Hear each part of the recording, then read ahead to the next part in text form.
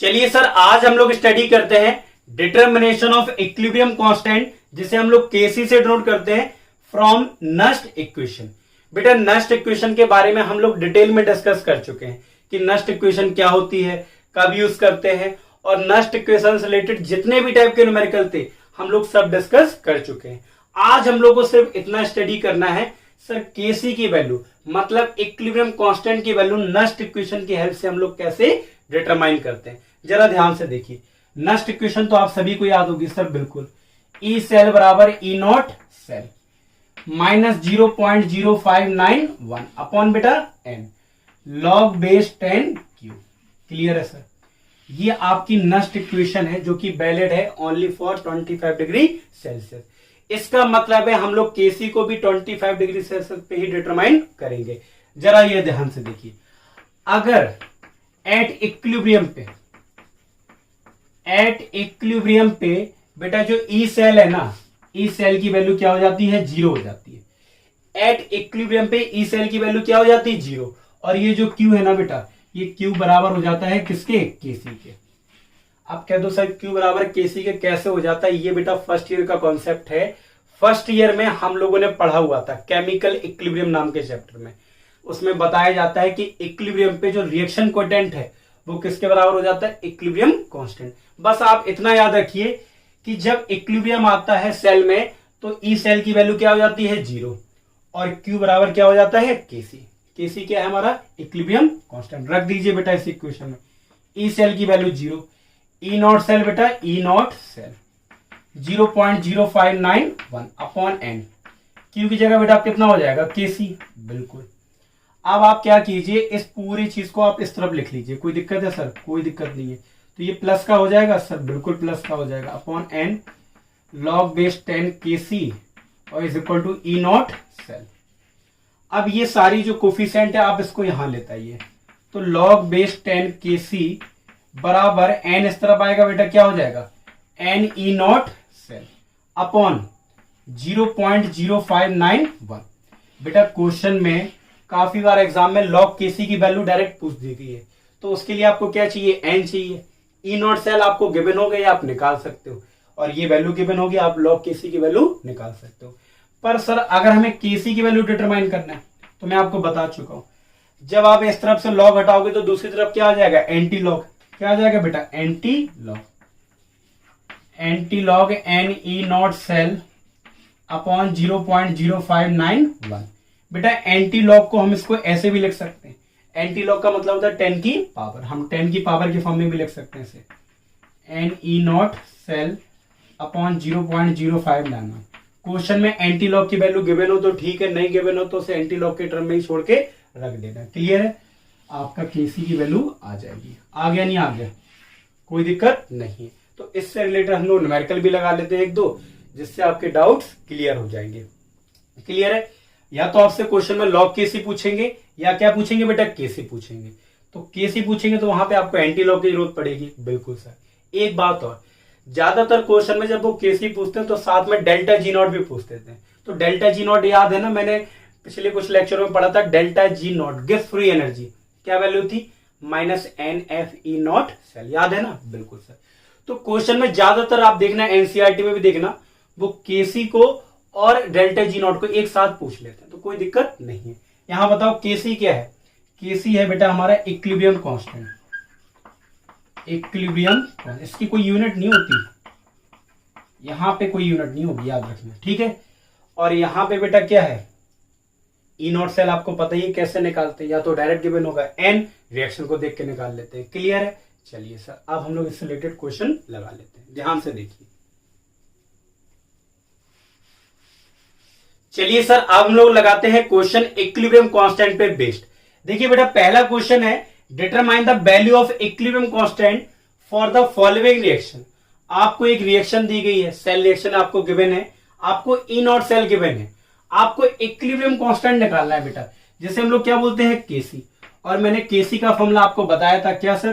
क्या होता है? Anti log n E naught cell upon 0.0591। अब हमें केसी निकालने के लिए किसकी जरूरत है? जनरली एन की और E naught cell. E naught cell तो क्वेश्चन में ऑलरेडी गिवन है, आप एन और निकाल लो, रिएक्शन को देख के निकाल लो। निकल पे चार्ज कितना है, यहाँ पे 0, यहाँ पे +2, कितना चेंज आ रहा है 2 का, तो एन की वैल्यू बेटा कितनी होगी 2, रख दो। एंटी लॉग एन की वैल्यू बेटा कितनी है 2 है, और हमारी ई नॉट सेल की वैल्यू कितनी है 1.05 अपॉन क्या होगा 0.0591। आप इसको सॉल्व करोगे, आप सॉल्व कर लो, सॉल्व करना तो सर आते ही है बिल्कुल। 2 5 या 10, हाँ ये हो जाएगा 0.0591। आप बेटा इसको सॉल्व करोगे तो लगभग 35.5 समथिंग आ जाएगा, 35.5 ही आ जाएगा, ठीक है, कोई डाउट नहीं है। अब यहां पे अगर आपको एंटी लॉग की वैल्यू गिवन है क्वेश्चन में तो आप डायरेक्ट उठा के रख दो, नहीं तो आप इतने आंसर छोड़ दो, कोई दिक्कत नहीं है। आया नहीं आया समझ में, बिल्कुल। अगर आपको क्वेश्चन में एंटी लॉग की वैल्यू गिवन है तो बहुत आसान है। आ गया नहीं आ गया सर, बिल्कुल नहीं, तो आप इसको ऐसे भी लिख सकते हो, बताओ क्या, 10 की पावर 35.5, कोई दिक्कत सर, कोई दिक्कत नहीं। ये हो गया हमारा केसी। एक क्वेश्चन और लगा लेते हैं, फिर आपके सारे डाउट्स क्लियर। चलिए सर लगाते हैं इसको। चलिए सर अब हम लोग सॉल्व करते हैं सेकंड क्वेश्चन, जो कि है calculate the value of log KC. यहां पे आपको केसी की वैल्यू ना पूछ के लॉग केसी पूछा है for the following cell reaction. आपको सेल रिएक्शन दे रखी है, और यहां पे इस बार आपको क्वेश्चन में ई नॉट सेल नहीं दे रखा है, आपको दे रखा है स्टैंडर्ड इलेक्ट्रोड पोटेंशियल, किसका, कैडमियम का और आयरन का। अब आपको निकालना है क्या बेटा, लॉग केसी। तो आपको पहले ये तो पता होगा बेटा लॉग केसी का फॉर्मूला क्या होता है, सर बिल्कुल पता है, n E naught cell upon 0.0591, यही तो होता है बेटा। एन कहां से निकालोगे, सेल रिएक्शन से, तो पहला बेटा हमारा काम है कि एन को निकाल लो। एन कैसे निकालोगे, रिएक्शन को देख के। बेटा देखो यहाँ पे एफ पे कितना चार्ज है 0, यहाँ पे एफ पे कितना चार्ज है 2, कितना चेंज आ रहा है 2, तो एन की वैल्यू देखो, एन की वैल्यू ज्यादातर 2 आई, इसका मतलब ये नहीं है कि हर सेल रिएक्शन में एन की वैल्यू 2 होगी, कुछ भी हो सकती है, ठीक है, हमेशा निकाल के ही रखना, नहीं तो पता चले कि सर ने जितने भी क्वेश्चन कराए उनमें 2 ही आती, तो आपने एक जुगाड़ अलग से बना ली। जुगाड़ का मतलब एक अलग से ट्रिक बना ली कि एन की वैल्यू हमेशा 2 होगी, ये बात क्या होगी, गलत, कुछ भी हो सकती है, वो डिपेंड करता है सेल पे। देखो यहाँ पे अब आपको एन तो पता चल गया, ई नॉट सेल पता नहीं है, तो आपको पता है बेटा ई नॉट सेल के लिए just follow the 3 step. Given नहीं है तो 3 स्टेप फॉलो करके आप ई नॉट सेल की वैल्यू निकाल सकते हैं। क्या पहला स्टेप है ये बेटा, just make the formula. Reaction को देख के फॉर्मूला बनाओ, जरा देखो ई नॉट रिएक्शन में क्या दिख रहा है बेटा, एफ ई किस में चेंज हो रहा है, Fe2 प्लस, ठीक है बेटा। ई नॉट CD2 प्लस, ठीक है, प्लस किस में चेंज हो रहा है, CD सॉलिड। ये बन गया फॉर्मूला, पुट द वैल्यू। अब देखो हमें क्या चाहिए बेटा, Fe से Fe2 प्लस, पर यहां पे दिया क्या गया Fe2 प्लस है, ये तो गलत नाइंसाफी होगी, तो सर क्या करेंगे, ये हमें दिया गया, हमें चाहिए स्टैंडर्ड ऑक्सीडेशन पोटेंशियल, यहां पे दिया गया स्टैंडर्ड रिडक्शन पोटेंशियल, दोनों वैल्यू होती तो बराबर है, बस साइन क्या कर दो अपोजिट, यहां माइनस यहां प्लस कर दो 0.44। यहां चाहिए हमें CD2 प्लस से CD, और यहां पे CD2 प्लस से CD ही दी गई है, कितनी 0.40। आप इसको सॉल्व करोगे तो 0.84 वोल्ट आ गया नहीं आ गया सर, बिल्कुल आ गया, रख दो आप इसमें, एन की वैल्यू 2, 0.84 अपॉन 0.0591, क्लियर है, बिल्कुल क्लियर है सर। मल्टीप्लाई कर लो, 2 4 जा 8, 2 8 जा 16, ठीक है सर, बिल्कुल आ गया, बहुत आसान है, आप इसको सॉल्व कर लीजिएगा, लगभग 1.35 के समथिंग आ जाएगा आंसर, 1.35 के समथिंग। आ गया नहीं आ गया, तो बहुत आसान क्वेश्चन। अच्छा एक आध क्वेश्चन में ऐसा भी हो सकता है कि आपको केसी की वैल्यू गिवन दे दें और आपसे क्या पूछ ले, ई नॉट सेल वगैरह पूछ ले, तो आप निकाल सकते हो सर, बिल्कुल निकाल सकते हो, कोई दिक्कत है ही नहीं। एन कभी नहीं पूछेंगे, इस बात को याद रखना, आपसे ई नॉट सेल पूछेंगे इस फॉर्मूले से, या फिर आपसे केसी की वैल्यू पूछेंगे। क्लियर है, आया नहीं आया सर, बिल्कुल। चलिए सर अब हम लोग पढ़ते हैं नेक्स्ट टॉपिक, आप इसे लिखें, फिर हम लोग नेक्स्ट टॉपिक को कवर करते हैं, जरा ध्यान से। चलिए सर आज हम लोग स्टडी करते हैं एक नए टॉपिक के बारे में, जिसका नाम है एप्लीकेशन ऑफ नस्ट इक्वेशन। बेटा नस्ट इक्वेशन को हम लोग डिटेल में डिस्कस कर चुके हैं, और इससे रिलेटेड जितने भी एग्जाम्पल थे उन सबको हम लोग लगा चुके हैं। तो आज हम लोग को क्या सीखना है, आज हमें सीखना है कि नस्ट इक्वेशन के कौन कौन से एप्लीकेशन है। कहने का मतलब है नस्ट इक्वेशन को कहां कहां अप्लाई कर सकते हैं। तो चलिए सर जानते हैं पहला एप्लीकेशन। बेटा पहले एप्लीकेशन से रिलेटेड जो क्वेश्चन है ना उनको हम लोग ऑलरेडी लगा चुके हैं। सर कौन सा एप्लीकेशन? पहला है बेटा टू डिटरमाइन सेल पोटेंशियल। अगर आपको कभी भी सेल पोटेंशियल डिटरमाइन करना हो तो आप नस्ट इक्वेशन का यूज करके उसे डिटरमाइन कर सकते हैं। सेल पोटेंशियल का एक नाम और होता है क्या? EMF of the cell. इसे डिनोट करते हैं ई सेल से। किससे डिनोट करते हैं बेटा? ई सेल से। और नस्ट इक्वेशन को अप्लाई करके ई सेल की वैल्यू को हम लोग डिटरमाइन कर सकते हैं। कैसे? ई सेल बराबर E naught cell minus 0.0591 upon n log base 10 Q. अगर आप ये नस्ट इक्वेशन अप्लाई कर दोगे जो कि एप्लीकेबल है 25 डिग्री सेल्सियस और 298 केल्विन पे, तो आप ई सेल की वैल्यू आप निकाल सकते हो। क्लियर है? कहने का मतलब है कि अगर आपको सेल पोटेंशियल डिटरमाइन करना है तो आप नस्ट इक्वेशन का यूज करके उसको डिटरमाइन कर सकते हो। और इससे रिलेटेड हम लोग लगभग मैक्सिमम क्वेश्चन लगा चुके हैं, तो अब इसको डिस्कस करने वाले नहीं है। सर सेकेंड एप्लीकेशन क्या है? बेटा सेकेंड एप्लीकेशन नस्ट इक्वेशन का ये है कि अगर आपको किसी भी इलेक्ट्रोड का पोटेंशियल डिटरमाइन करना हो, टू डिटरमाइन इलेक्ट्रोड पोटेंशियल, कोई भी मेटल की रॉड है उसका पोटेंशियल डिटरमाइन करना है, to determine electrode potential of any metal. कोई भी बेटा कोई भी मेटल है उस मेटल का आपको इलेक्ट्रोड पोटेंशियल डिटरमाइन करना है, तब भी आप नस्ट इक्वेशन का यूज कर सकते हो। अच्छा एक बात सभी के माइंड में डाउट आ जाता है, electrode potential. Sir electrode potential तो दो टाइप के होते हैं। सर कौन कौन से? पहला होता है बेटा ऑक्सीडेशन पोटेंशियल, दूसरा रिडक्शन। तो जब भी क्वेश्चन में ये लिखा होता है कि इलेक्ट्रोड पोटेंशियल इस मेटल का निकालो, जो भी मेटल आपको गिवन होगा, तो इलेक्ट्रोड पोटेंशियल मतलब कौन सा पोटेंशियल डिटरमाइन करें, ऑक्सीडेशन या reduction?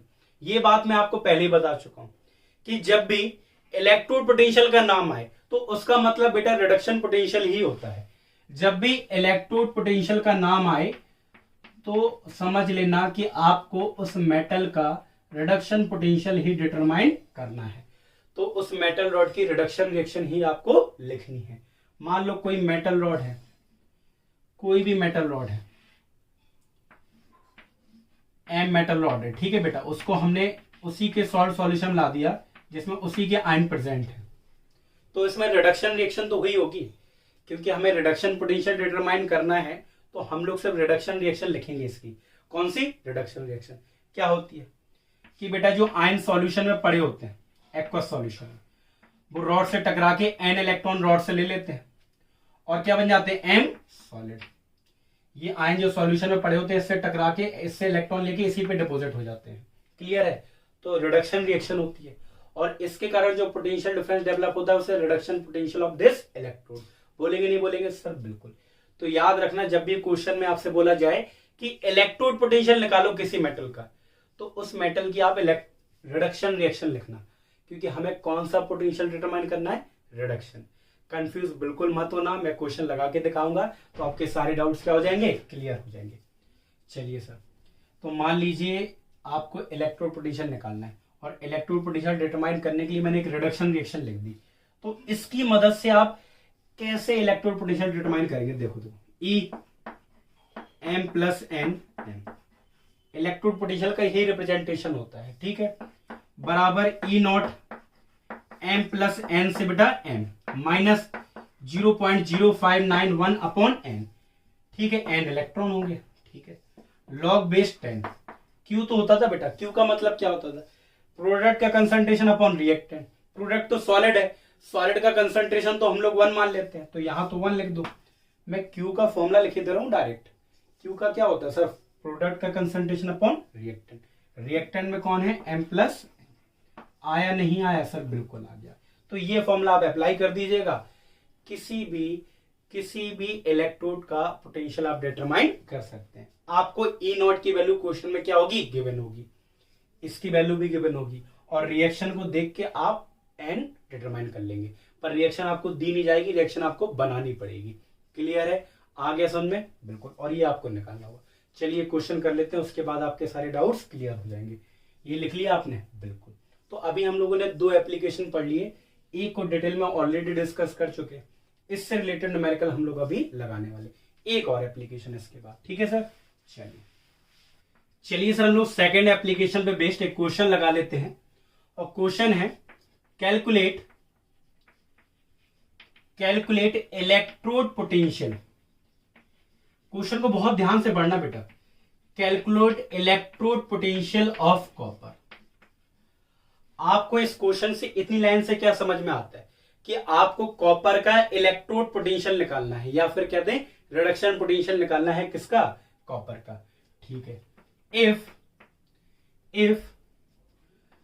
copper electrode is dipped to 10 की power -1 molar copper sulphate solution, aqueous copper sulphate solution. ठीक है। और आपको एंड स्टैंडर्ड इलेक्ट्रोड पोटेंशियल किसका बेटा? कॉपर का। Standard electrode potential of copper is 0.34 volt. ये आपको गिवन है बेटा। ठीक है, कोई दिक्कत, कोई डाउट नहीं है सर। अब इतने क्वेश्चन की मदद से आपको आंसर निकालना है। बहुत ही आसान क्वेश्चन है। पहली बात आपको देखो, इसका ग्राफ भी मैं बना सकता हूं। कह रहे हैं इलेक्ट्रोड पोटेंशियल कॉपर का निकालो। कह रहे हैं कि कॉपर इलेक्ट्रोड को, कॉपर की इलेक्ट्रोड है, उसको डिप्ट कर रहे हैं हम एक ऐसे सॉल्यूशन में 10 की power -1 aqueous copper sulphate solution में। क्लियर है? मतलब इसमें कॉपर आयन भी होंगे और SO4 माइनस। खैर इस ग्राफ की वैसे तो कोई जरूरत नहीं है, पर मैंने आपको बता दिया, कोई दिक्कत नहीं। बिना ग्राफ के भी हम लोग कर सकते हैं। मतलब ये जो डायग्राम बना है इसके बिना भी हम लोग क्वेश्चन को कर सकते हैं। चलिए सर, क्वेश्चन इसके बिना ही करिए आप, नहीं तो बच्चे कंफ्यूज हो जाते हैं। देखिए, इलेक्ट्रोड पोटेंशियल निकालना है, मतलब क्या निकालना है? Reduction potential. तो कॉपर की जो रिडक्शन रिएक्शन क्या होती है? कॉपर +2 सॉल्यूशन में पड़े होते हैं सर, क्योंकि उसी के सॉल्ट सॉल्यूशन ला रहे हैं। 2 इलेक्ट्रॉन लेके क्या बना लेगा? ये कॉपर सॉलिड। ठीक है, बिल्कुल। आपको इसका कंसंट्रेशन दिया गया 10 की पावर -1 मोलर। आपको दिया गया standard electrode potential of copper. कहने का मतलब है standard reduction potential of copper. Copper +2 से आपको कॉपर सॉलिड गिवन है बेटा 0.34 वोल्ट। और आपको कह रहे हैं इलेक्ट्रोड पोटेंशियल ऑफ कॉपर निकालो। स्टैंडर्ड नहीं, इलेक्ट्रोड, तो नॉट तो नहीं लगाएंगे। और इलेक्ट्रोड पोटेंशियल मतलब रिडक्शन पोटेंशियल, तो ये निकालना है। कंफ्यूज बेटा बिल्कुल मत होना, बहुत आसान क्वेश्चन है। फिर से दिमाग में बिल्कुल अच्छे से मतलब कनेक्ट कर लो कि इलेक्ट्रोड पोटेंशियल में जब भी बोलूं तो उसका मतलब है रिडक्शन पोटेंशियल। तो रिडक्शन रिएक्शन लिखनी है, और आपको ये स्टैंडर्ड रिडक्शन पोटेंशियल दिया गया, और रिडक्शन पोटेंशियल ही आपको डिटरमाइन करना है। क्लियर? रिडक्शन बोलोगे तो ज्यादा अच्छे से आपको समझ में आएगा। आया नहीं आया? नेक्स्ट इक्वेशन अप्लाई कर दो इसके लिए सर। Cu +2 से Cu ये निकालना है, इक्वल E0 Cu +2 से क्या बेटा? Cu। ठीक है, -0.0591 अपॉन n। n की वैल्यू बेटा कितनी है? 2 है। log base 10। प्रोडक्ट का कंसंट्रेशन, प्रोडक्ट कॉपर सॉलिड है, उसकी वैल्यू तो 1 होती है, अपॉन कॉपर +2 एक्वस की वैल्यू 1 नहीं, उसका कंसंट्रेशन हमें गिवन है। इसकी वैल्यू बेटा कितनी गिवन है? 0.34। ठीक है, -0.0591 अपॉन 2 log बेस 10। कॉपर +2 की वैल्यू कितनी गिवन है बेटा? 10 की पावर -1। ठीक है, आपको अगर आप इसको सॉल्व करें तो 0.34 और इसको आप डिवाइड करें तो 0.0295 और 1/10 की पावर -1 बेटा कितना होता है? ऊपर जाएगा log 10 हो जाएगा नहीं हो जाएगा। और log 10 की वैल्यू बेटा कितनी होती है? 1 होती है। आप इसको सॉल्व करोगे बेटा 0.310 वोल्ट आ जाएगा, लगभग इतना ही आएगा। ठीक है, आ गया नहीं आ गया? कोई डाउट सर? कोई डाउट नहीं है। तो हम लोगों ने 2 एप्लीकेशन बहुत अच्छे से पढ़ लिए। जब भी क्वेश्चन बेटा ऐसा होगा इलेक्ट्रोड पोटेंशियल निकालना होगा तो ये आपको दिया ही जाएगा, और रिएक्शन आपको खुद से बनानी होगी। कभी भी इलेक्ट्रोड पोटेंशियल निकालते समय रिएक्शन आपको गिवन नहीं होगी। कौन सी रिएक्शन लिखोगे? Reduction reaction. आ गया नहीं आ गया सर? बिल्कुल आ गया। कोई दिक्कत नहीं। अगर ना आया हो तो आप एक बार फिर से देखें, अगर तब भी ना आए तो आप हमसे कनेक्ट करें, और जो भी आपके मन में डाउट होगा वो मैं आपको बताऊंगा, क्योंकि आपका सीखना बहुत जरूरी है। आपके चेहरे पे जो छोटी सी स्माइल है ना, इसका भी आना बहुत जरूरी है हर क्वेश्चन के बाद। हाँ सर समझ में आ गया, क्योंकि वो स्माइल आपके सेटिस्फेक्शन को रिप्रेजेंट करती है। अगर क्वेश्चन आता है तो एक बड़ी अंदर से सेटिस्फेक्शन मिलती है, सर हाँ आ गया क्वेश्चन को, अब तो हम सारे लगा लेंगे। कुछ नहीं है केमिस्ट्री में, बहुत आसान है। चलिए सर ये कर लिया। एक एप्लीकेशन और है बेटा, उसको भी हम लोग कर लेते हैं, जरा ध्यान से देखिए। चलिए सर अब हम लोग स्टडी करते हैं तीसरा एप्लीकेशन। बेटा जो तीसरा एप्लीकेशन है, टू डिटरमाइन द पोटेंशियल, या फिर आप बोल दो electrode potential, to determine the electrode potential of hydrogen electrode. अगर आपको हाइड्रोजन इलेक्ट्रोड का भी इलेक्ट्रोड पोटेंशियल डिटरमाइन करना हो, तब भी आप नस्ट इक्वेशन का यूज कर सकते हैं। सर हाइड्रोजन इलेक्ट्रोड के बारे में बेटा हम डिटेल में पढ़ेंगे आगे। अभी आप बस ये सीख लो कि हाइड्रोजन इलेक्ट्रोड का इलेक्ट्रोड पोटेंशियल कैसे डिटरमाइन करते हैं नस्ट इक्वेशन की हेल्प से। अभी हाइड्रोजन इलेक्ट्रोड को हम आगे डिटेल में पढ़ेंगे कि इसका यूज कहां होता है। क्लियर है? आया नहीं आया सर? बिल्कुल आ गया।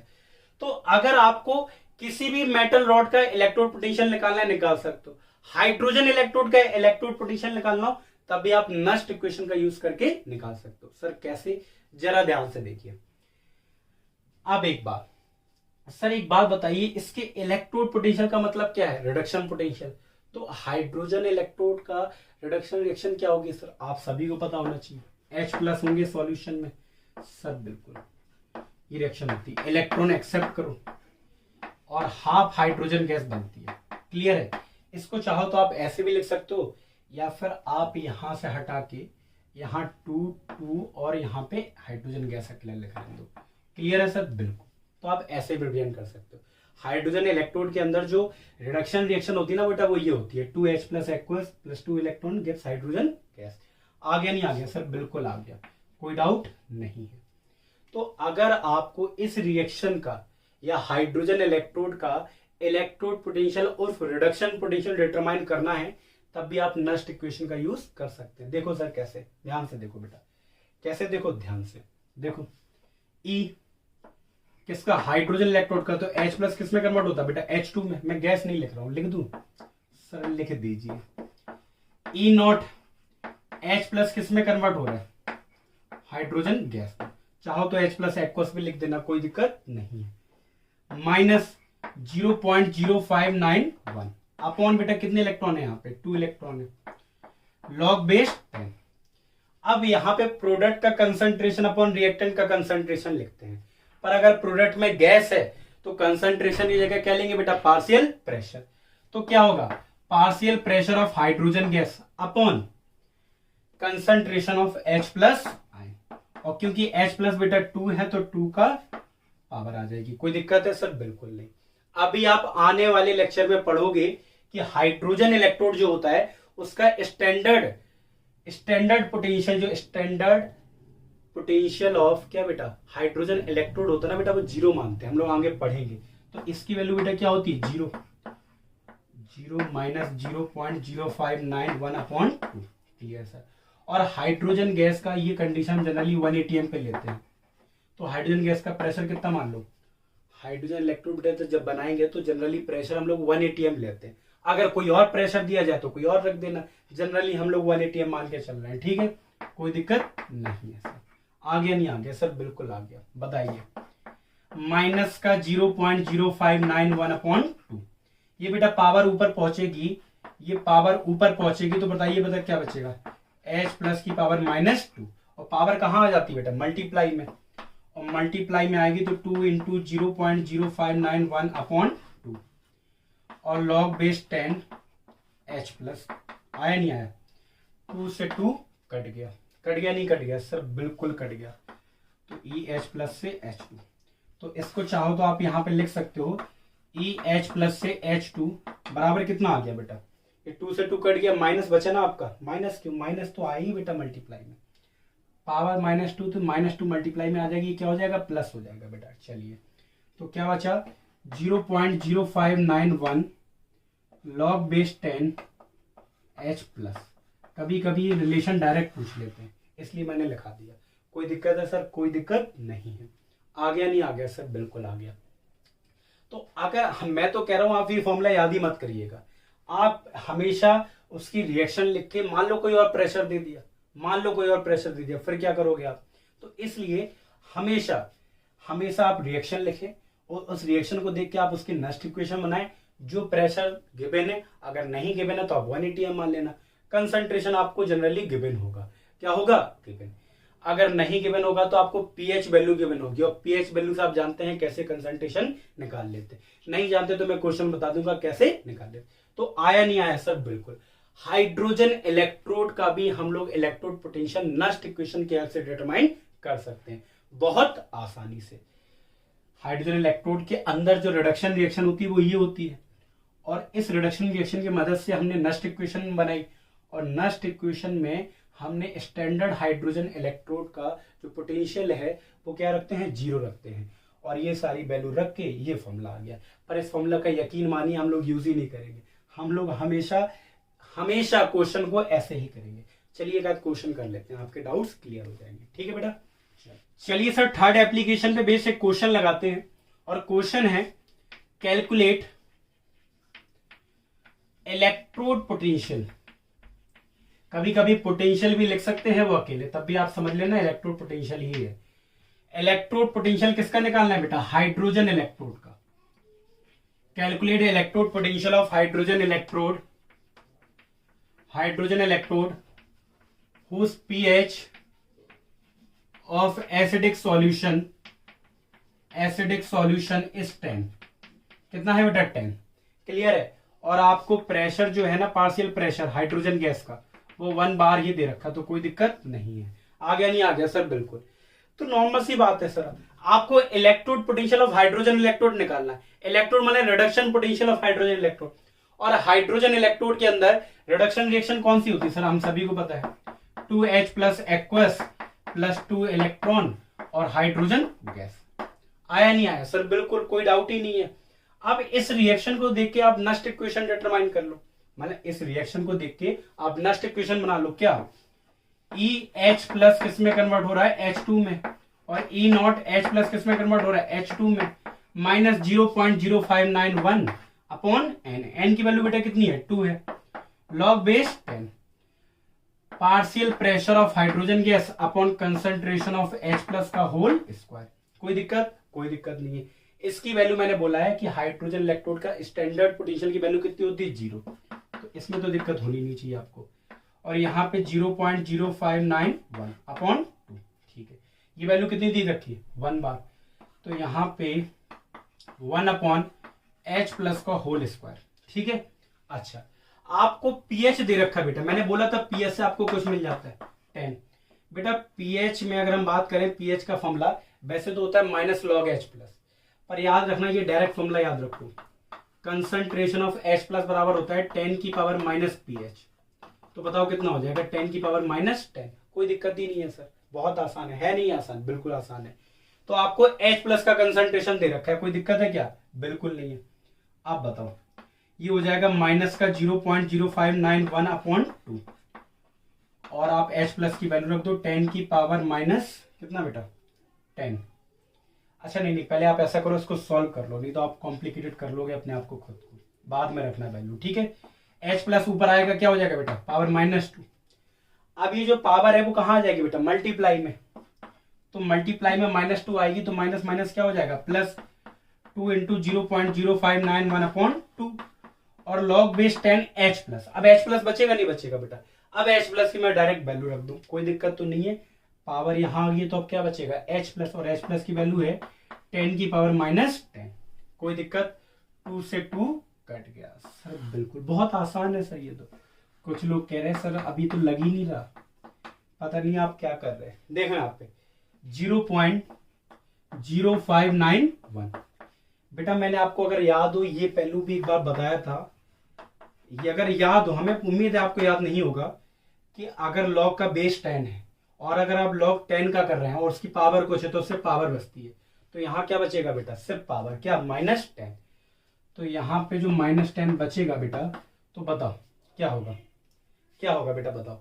आप मल्टीप्लाई कर दोगे तो 0.591 वोल्ट आ जाएगा माइनस का। कोई दिक्कत नहीं है। आ गया नहीं आ गया। इलेक्ट्रोड पोटेंशियल की वैल्यू हाइड्रोजन की फिक्स नहीं होती है, इस बात को याद रखना।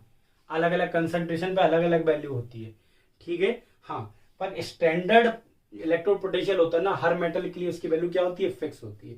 आ गया नहीं आ गया सर? बिल्कुल आ गया। तो नस्ट इक्वेशन की बेटा हम लोगों ने तीनों एप्लीकेशन पढ़ लिए। कौन सा? कि नस्ट इक्वेशन की मदद से हम लोग सेल पोटेंशियल निकाल सकते हैं। नस्ट इक्वेशन की मदद से हम लोग क्या निकाल सकते हैं? किसी भी इलेक्ट्रोड का पोटेंशियल, किसी भी मेटल का इलेक्ट्रोड पोटेंशियल। तीसरा, किसी भी हाइड्रोजन इलेक्ट्रोड का अगर आपको पोटेंशियल निकालना हो अलग अलग कंसंट्रेशन पे, तो आप नस्ट इक्वेशन का यूज कर सकते हैं। और उससे रिलेटेड ये क्वेश्चन है। क्वेश्चन में गिवन था calculate electrode potential of hydrogen electrode. Electrode potential का मतलब रिडक्शन पोटेंशियल निकालना था हाइड्रोजन इलेक्ट्रोड का। तो हम लोगों ने हाइड्रोजन इलेक्ट्रोड में होने वाली रिडक्शन रिएक्शन लिख दी। सर आपको कैसे पता ये रिडक्शन रिएक्शन हाइड्रोजन इलेक्ट्रोड के अंदर होती? क्योंकि आने वाले टॉपिक में हम हाइड्रोजन इलेक्ट्रोड के बारे में डिटेल में पढ़ेंगे और वहां बताएंगे कि ये रिएक्शन हाइड्रोजन इलेक्ट्रोड में होती है। क्लियर है? तो इस रिएक्शन की मदद से मैंने नस्ट इक्वेशन बना ली और इसकी वैल्यू 0 होती है। ये बात आप हमेशा याद रखना, इसकी वैल्यू 0 होती है। किसकी? हाइड्रोजन के स्टैंडर्ड पोटेंशियल की। क्लियर? हाइड्रोजन इलेक्ट्रोड के स्टैंडर्ड पोटेंशियल 0 हमेशा होती है। और बाकी चीजें आपको गिवन होंगी तो आप रख के क्वेश्चन लगा सकते हैं। आ गया नहीं आ गया? सर बिल्कुल आ गया। तो अब हम लोग बेटा क्या करेंगे? अब हम लोग नेक्स्ट टॉपिक पढ़ने वाले हैं हाइड्रोजन इलेक्ट्रोड, या बोले तो रेफरेंस इलेक्ट्रोड पढ़ने वाले हैं। क्लियर है बेटा? चलिए आप इसे लिख लीजिए, फिर हम लोग नेक्स्ट टॉपिक को डिस्कस करते हैं। चलिए।